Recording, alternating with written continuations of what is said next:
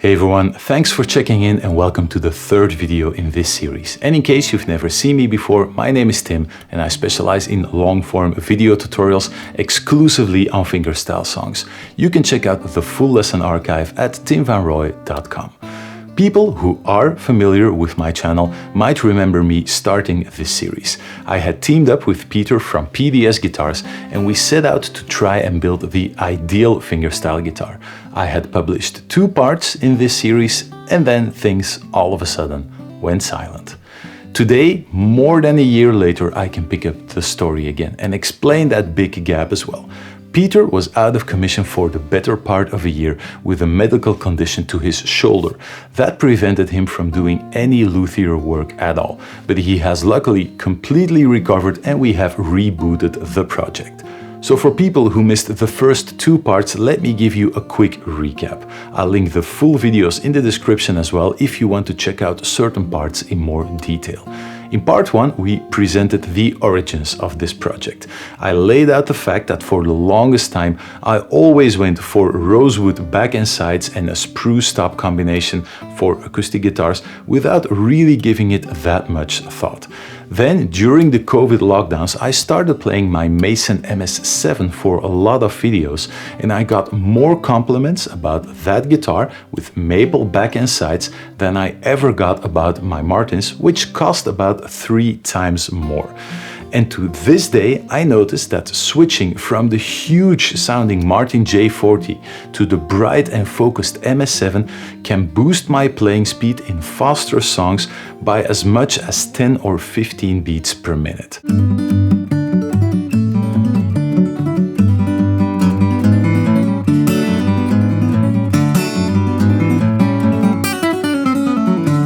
There is something to that bright sound that maple gives and the quick response that makes it easier to play faster.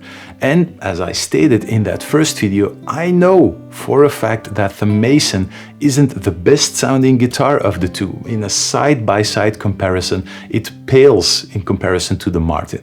But the guitar does affect my playing in a very unexpected way. So after some talks with Peter, this is where we ended up. We wanted to build a high-end guitar with the same characteristics as the MS7.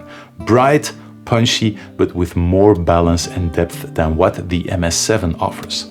Then in part 2, Peter went through his stack of tone wood and did the luthier tap test. By doing this test, he tries to match certain pieces of tone wood based on their frequency characteristics. We also added an EQ graph in the video so you could have a clear visual representation as well. I've seen loads of luthiers do these kinds of tests, but in the comments of that video there were some people pointing out that this was hardly a scientific approach. Luckily, Peter doesn't ignore that route either, and he does measurements on how fast sound can travel through the boards by means of a Lucimeter.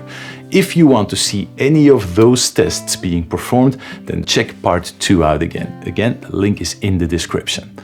Then we had that long break, and for a while it seemed like the project was going to be canned completely, but now I got the call that Peter was doing better and he wanted nothing more than to get things going again. So I headed back once more to the lovely small town of Schoondijke in the Netherlands. Upon arriving, I learned that Peter had already done some extra work. The pieces of tone wood for the top had been processed a first time to get some blemishes out, and he had also glued the 2 sides together, creating a surface large enough to craft the top of the guitar. And what is interesting, this move already caused some of the boards we checked out earlier to be dismissed. Some of these boards were very promising candidates when we did the tap test, but after this step, some other stuff rose to the top. So we did a last test, compared some numbers, and then we made the choice to go forward. Here you can see Peter marking the boards for my new guitar. We are going to go for a Swiss tonewood master grade spruce top and Swiss maple figured back and sides. So this is not only going to be a great sounding guitar, it will also be a spectacular looking instrument. There are still some things to decide, like the neck shape, the profile, but these sheets of wood are going to be the base for my new fingerstyle guitar. Or should I say the first one of my new guitars? Because here Peter is marking another set of boards. Yes, Peter is building me a second guitar as well, a baritone acoustic to be more specific. For those of you who don't know, a baritone guitar is tuned a fourth or fifth lower than a standard acoustic.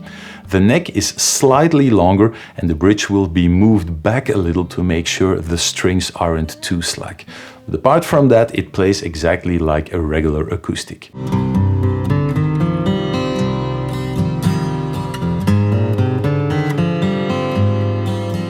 The tone woods we selected were picked to better suit the lower tuning and the deeper sound of the baritone. In this case, we went for a Swiss bear claw spruce top and Indian rosewood back and sides. So if you've never heard about bear claw wood before, this is again just spruce that is used on most acoustic guitars, but it looks as if a bear had put his claws into the wood. It's a very irregular sort of figure that pops up when the guitar is finished, and it's much less strict or symmetrical than flamed maple, which is used more often on guitars. Now, the first choice I now have to make is whether I want this to be a studio guitar or a stage guitar, because that also makes quite a difference in how the guitar is built. Tommy Emmanuel plays Maton guitars, which are quite heavy in build. That makes them perfect for live use in high volume situations, since the heavier build makes them much more resistant to on-stage feedback. Now, when using direct amplification, like a piezo pickup, the tone wood in the guitar actually doesn't matter all that much anymore. So I'm inclined to make this a great sounding studio guitar, something to record with, do the videos with, and I'll let Peter build something that sounds as good as possible without having to compromise on anything for whatever reason.